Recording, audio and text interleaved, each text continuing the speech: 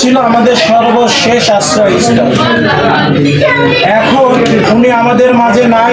একজন জীবিত বেগম জিয়ার চেয়ে মৃত বেগম জিয়া অনেক বেশি শক্তিশালী। প্রতিটা মুহূর্ত রাতে 2টা বাজে হলেও 3টা বাজে হলেও আমাদেরকে মেসেজ দিয়ে জাগরণ করতেন।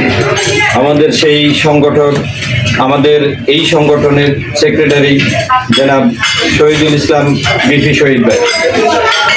বেগম জিয়া এমন একটি নাম যার স্মৃতিচারণ আমি দিনকে দিন প্রতিদিন বছর ধরেও বলে শেষ করতে পারি। আপনাদের কার কেমন অনুভূতি কি হচ্ছে আমি জানি না, আপনার সবার অনুভূতি এক। কিন্তু আমি গত 2 দিনেই একটিবারের জন্য কল্পনা করতে পারছি না যে বেগম খালেদা জিয়া আমাদের মাঝে নাই। আমি কালকেও পার্টি অফিসের সামনে কথা বলতে বলতে ওনার যে জানাজায় গেছি আমরা, এটা আমার মুখে আসতেছে। ওনার জনসভায় গেছি আমরা। বেগম জিয়া বাংলাদেশের স্বাধীনতা পরবর্তী ইতিহাসে বেগম জিয়া শুধু একটা নাম না, বেগম জিয়া বাংলাদেশের স্বাধীনতা পরবর্তী ইতিহাসের একটা অধ্যায়। বেগম জিয়া স্বৈর সরকার এরশাদ পতনের আন্দোলনে ওনার ওনাকে আপসীন নেত্রী হিসাবেই প্রতিষ্ঠিত করেছে। ওনার যে আপসীন চরিত্র সেটা বিশ্ব দেখেছিল। বেগম জিয়া কি ইস্পাত কবি। বেগম জিয়া একদিকে যেমন ছিলেন মমতাময়ী ব্যক্তি জীবনে, আরেকদিকে উনি রাজনৈতিক জীবনে ছিলেন কঠোর আপসীন।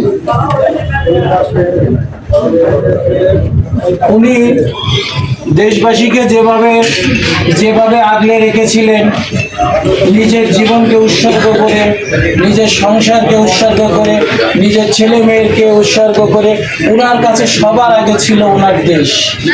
প্রিয় সাথীরা, আমাদের রাজনৈতিক অঙ্গনে একটা ইউনিয়নের চেয়ারম্যান বা একটা ইউনিয়নের মেম্বাররাও দেখবেন কোটি কোটি টাকার সম্পত্তি আছে, কিন্তু আমাদের নেত্রী বেগম খালেদা জিয়া 3 বার প্রধানমন্ত্রী ছিলেন এবং বিএনপি চেয়ারপারসন ছিলেন।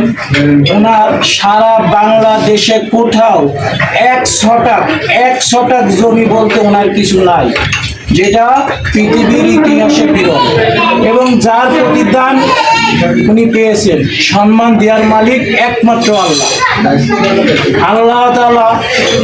আমরা অত ইসলামে অত অভিজ্ঞ না, আমাদের কারি সাহেবরা হুজুররা আছে বলতে পারবেন কত বড় সৌভাগ্যবান ব্যক্তি হলে যার জানাজায় 1,40,00,000 প্রায় লোক উপস্থিত হয়, যেটা পৃথিবীর ইতিহাসে বিরল। আর কোনোদিন এই ঘটনা পৃথিবীর কোথাও ঘটবে কিনা জানা নাই।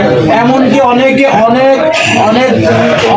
দায়িত্বশীল লোক, অনেক ইসলামিক ব্যক্তিত্ব কেউ বলতে শুনেছি, মানে হজের চেয়েও বেশি লোক হয়েছে, হজের ময়দানে যে লোক হয় তার চেয়েও বেশি লোক হয়েছে। পৃথিবীর ইতিহাসে এই ঘটনা আর কোনোদিনই ঘটবে না।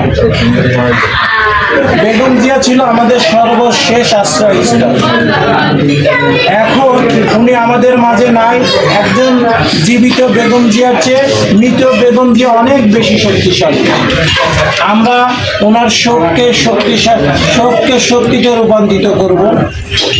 ওনার যোগ্য উত্তরসূরি জনাব তারেক রহমান, তারুণ্যের অহংকার, উনি ওনার মায়ের যোগ্য সন্তান। ওনার নেতৃত্বে আগামী দিনে আমরা বাংলাদেশ জাতীয়তাবাদী দলের পতাকা তলে দেশবাসীকে একত্রিত করব এবং আগামী নির্বাচনে জনাব তারেক রহমানের নেতৃত্বেই আমরা শক্তিশালী একটি রাষ্ট্র গঠন করব। প্রিয় সাথীরা, শোকের মধ্যেও আগামী 12 তারিখে বাংলাদেশের জাতীয় সংসদ নির্বাচন।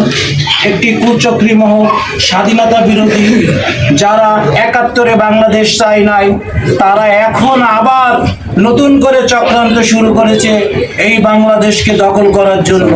কিন্তু আমাদের জাতীয়তাবাদী দলের শহীদ জিয়া, তারেক রহমান এবং খালেদা জিয়ার প্রত্যেকটা সৈনিককে সতর্ক থাকতে হবে।